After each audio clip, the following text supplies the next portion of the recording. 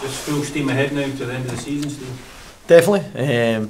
Can see the end in sight. Last 6 games will be tough ones. Hopefully finish the normal season with a win against St Johnstone would be nice.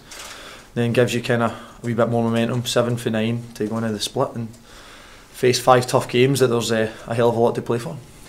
If you do finish where you're at the moment, because of European football of course, that brings you back early, start of next season. Hopefully you're involved with Scotland at the end of this season. You're not going to have much of a break, are you? I think that's something for my missus to be moaning about. I'm not. I don't know how it will work regarding the breaks. The manager, if I was lucky enough to be in the Scotland squad again, I think that goes without saying. That's the focus will be the summer, is being ready for that. And then I think last season the manager gave me an extra week off, so that might be the case again. There's far too many variables for that to really be a serious question at the moment. Hopefully I'm in the squad, hopefully we're in Europe, and then you can ask me it come the end of the season. How do you feel that Killie have got a bit of form back in the last 5 games? Do you feel it's a bit of momentum building? I think there's momentum building, but seeing the spell where we were having the terrible run that people were saying we'd blown up and we're struggling. We'd played the top teams about 4 times. We played Rangers 3 times in the 5 games, Celtic, and all of them were close other than the 5-0 game that was obviously marred by refereeing decisions. But it's, we certainly believed that we're never that far away from a good result, and certainly the last 4 or 5 games, I think the first couple of games were a bit of a grind, but the last Hamilton and even last Wednesday night, losing my dinks, we were I thought the better team and playing a bit of good stuff at times. So it's positive. Just hopefully St Johnstone are a good side and it'll be important for us to try and get the win. How hopeful are you of having Steve Clarke here for next season? I think again similar to you asking me about my holidays and stuff, like I think that's something that come the end of the season we'll see how we've done as a club, and hopefully it will be enough for the manager to be encouraged to stay.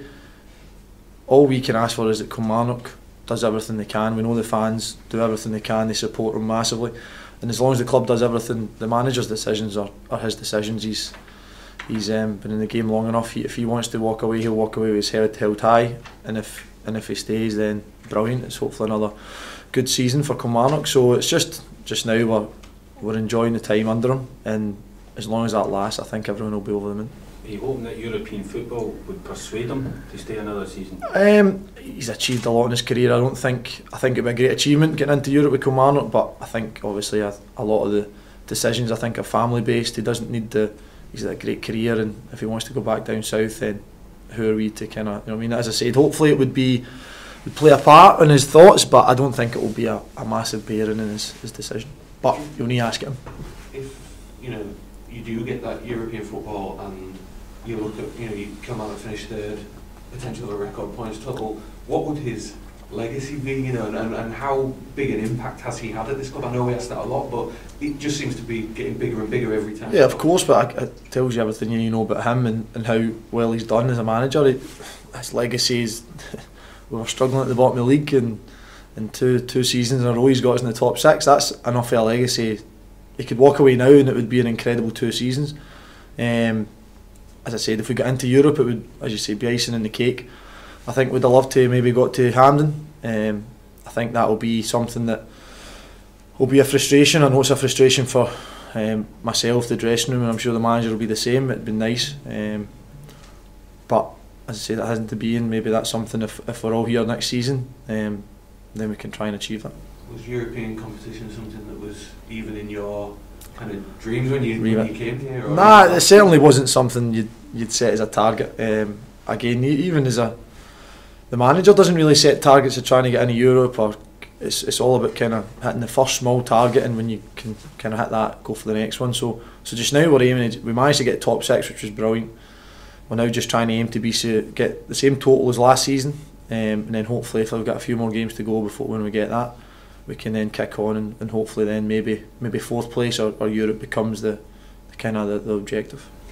On a personal level, how much do you enjoy you're testing yourself against the best players internationally for Scotland, the best players that Scotland has to offer domestically? How much would you enjoy that European adventure if it came, and the chance to test yourself against European players? Well, I think I've never been there before, so of course I'd be really excited, really looking forward to it. But again, I'm sure Hearts and Hibs have got enough to say about it, in Aberdeen as well, who are obviously in the same points as us. So no, it'd be a real exciting adventure for the club, not just myself. Fortunate enough, in our dressing room we've got a bit of experience with it. The boys just look beside me in the back four, and Kirk's got a hell of a lot of experience in Europe. So no, that'd be where they maybe come into their own a bit more as well. They'll be able to give us some advice. But just now, we're just looking forward to the game on Saturday, and if we get 3 points, it's a massive step to those sorts of targets. How was your most recent Scottish experience? It was different. Really enjoyed the trip as a whole. I know the SFA got a bit of stick, certainly off the fans in the San Marino game, but everything they done for us in that trip couldn't have been any better. The flight, the facilities was first class. So I enjoyed it off the pitch. Obviously the results, the first one was disappointing. There's no hiding from that. But you're not going to have a campaign where everything's smooth. Every team has rocky moments, and it was a poor result. Thankfully we got the win against San Marino, which is off the back of that result. Was not an easy place to kind of go. You had the kind of the atmosphere, which was certainly, playing in that game was a new experience for me. And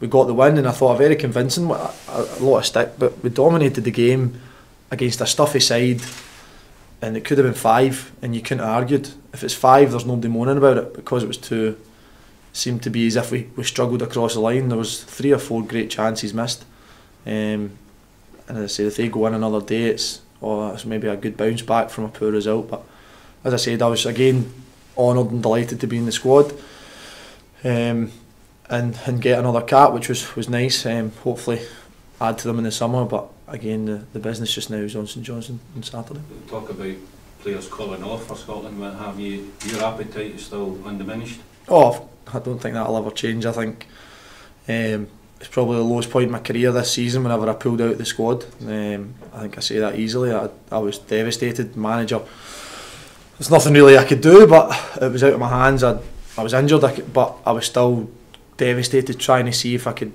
kind of get there and hopefully, I suppose, struggle through a game.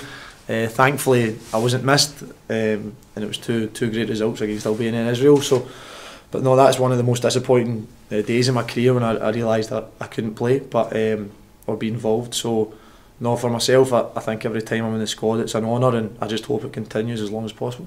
What do you think of the negativity that's around Alex McLeish at the moment? People are entitled to their opinion. Do I think it's fair? No, because as much as Alex McLeish is the manager, we as a squad, you need to take responsibility as a whole. I think it was the same when Lee McCulloch was here. He got a lot of stick, but as a whole, the team weren't good enough, and we hadn't got the results. All I can speak for personally is Alex McLeish gave me my debut. I owe him a hell of a lot, and he's done a good job. His objective was to get through the Nations League. He done that. And then it's 2 games in and there's a crisis, so I don't really understand why so much negativity. I understand frustration with the result, but I think at times it's maybe came across a wee bit of a witch hunt against them, especially in the media. But for someone who his CV speaks for itself, he's had an illustrious managerial career, managed at top clubs, and then he's got through the Nations League. That was his objective. I think people forget that we've not been in the Euros in 20 years. Is it more? 20? 20? World Cup. Do you know what I mean? So 98 was the last World Cup, was it? So that tells you, you know what I mean? We all seem to think we should be there, or we should be in the Euros. We've not been. That's fact, and that's not Alex McLeish's fault, and it's a whole host of faults. But everybody just wants to blaming Ian Maxwell, blaming Alex McLeish. I don't know who you blame. Maybe we're not good enough as players throughout the 20 years. I know there's been a hell of a lot of good players in that time, so I think it just needs to be a wee bit calmer. But again, I'm a novice in this environment, so I'm just enjoying playing and being involved in the games, and I hope it continues as long as possible.